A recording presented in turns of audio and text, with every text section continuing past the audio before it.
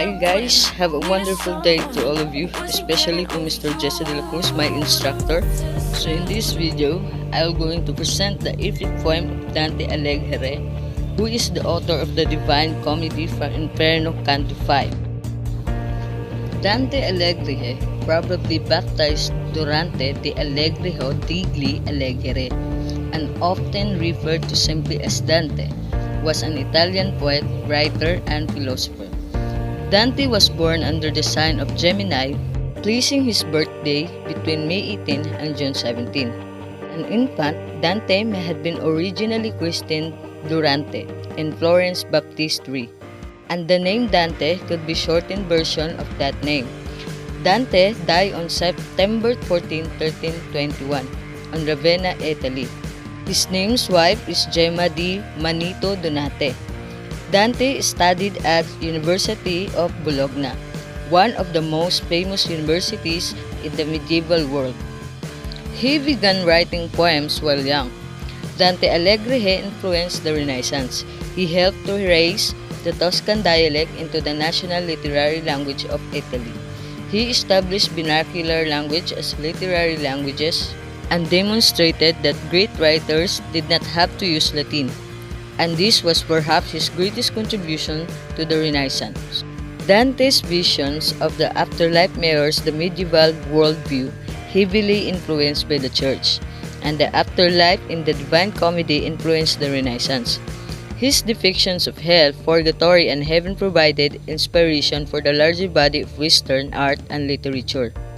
Dante is considered the greatest Italian poet, best known for the Divine Comedy, an epic poem.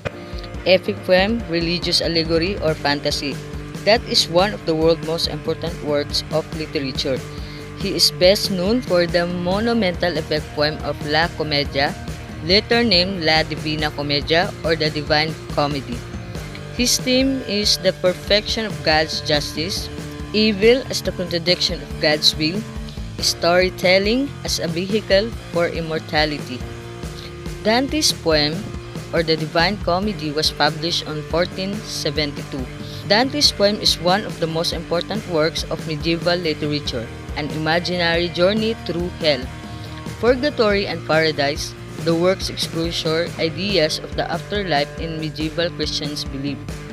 The Holy Comedy is the allegorical record of Dante's effort to overcome sin and find the love of God. In Inferno, Dante discovers the nature of sin by traveling to hell, where evil receives punishment according to God's justice. So, let's talk about the poem of Inferno Canto 5. This second circle is true beginning of hell and is also where the true punishment of hell begins. Minos, the mythological king of Crete, sits in judgment of the damned souls. Circle 2 is the circle of carnal lust. The sinners are tossed and whirled by the winds, as in life they feel themselves, helpless in the tempest of passion. This canto also begins description of the circles devoted to the sins of incontinence, the sins of the appetite, the sins of self-indulgence, and the sins of passion. This canto tells us that Dante and Virgil meet Minos, the infernal judge, and Minos who warns Dante about his troubles. In these troubles, the poets will encounter Francesca of Rimini, whose tale is sorrowful that it caused Dante to faint. In the line 4 to 5, the poetry of Canto 5 begins with description of Minos' duties. He meets the dead coming into hell and examines the transgressions of the entrance, judges and sends according as he girds him. In other words, the dead appear before Minos, they speak about their sins, and Minos punishes them accordingly. Minos, like the other guardians of hell, does not want to admit Dante, a living being still capable of redemption, but Virgil forces him to do so. In the line 28, Dante then describes hearing the sounds of cries as he encountered complete darkness, a place mute of all light. In the line 30 to 31, here also are opposing winds that form an infernal hurricane that never rests. The strong winds left the sinners of the second circle and just sailed them to and through. Dante describes these sinners. In the line 37 to 38, the carnal malefactors were condemned who reason subjugate to appetite. In other words, these sinners let their desires dominate more reasonable pursuits such as learning. Virgil goes on to describe some of the shadows that flit around the scene, which include some notable historical figures such as Helen and Paris of Troy. In the line 116 to 17, Dante desires to speak to one of the lost souls. He subsequently hears the tale of Francesca of Rimini, whose agonies, sad and compassionate to weeping make me. In 141, at the end of Francesca's tale, Dante is sworn away as if I had been dying, and the canto concludes. Dante is the protagonist and narrator of the Inferno. He presents the poem as true, autobiographical recollection of his miraculous journey. As the author of his own story, he wields the power to give both himself and others the immortality of fame through his work. Dante Alighieri utilized a writing style of rhyme known as terma rema, meaning triple rhyme. Dante Alighieri uses metaphors not only throughout his poem Inferno, but even sets the poem up as an extended metaphor. But the line, I swan away as if I had been dying and a place mute of all life, and I began, O poet, willingly speak, would I to those two who go together, and seem upon the wind to be so light. And the lostful sinners are punished by being constantly buffeted by strong winds, which metaphorically represent the emotion that range within them and overpower the reasons or intellect. This canto describes the first real level of hell.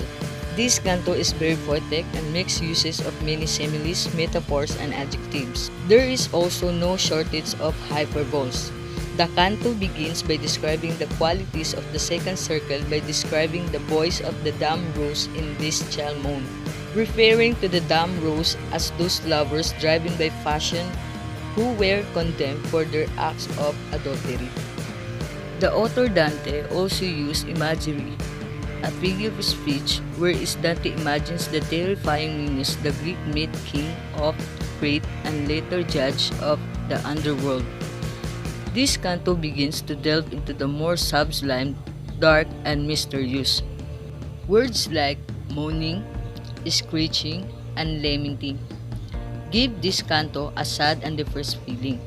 Especially, I can imagine a dark, black hole type of place that seems like a vacuum.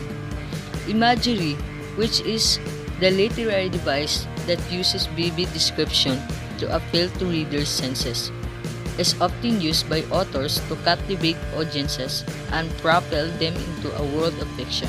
For Dante Alighieri, the writer of Dante's Inferno, imagery is an understatement for what is a figurative hell, utilizing imagery to appeal to every possible sense. Alighieri creates a vivid and painful hell that protagonist Dante must traverse through. Within the novel, reoccurring images heighten the gruesome splendor of the figurative hell that Dante becomes consumed in. The poem's conflict is man versus fate, because the great conflict is that Dante is trying to find God in his life, while those condemned to the punishment of hell are hindering him from the truth of fact. Climax Inferno only form the first third of a larger work, which is the Divine Comedy. For this reason, and because of its extremely steady linear plot, Inferno has no real climax.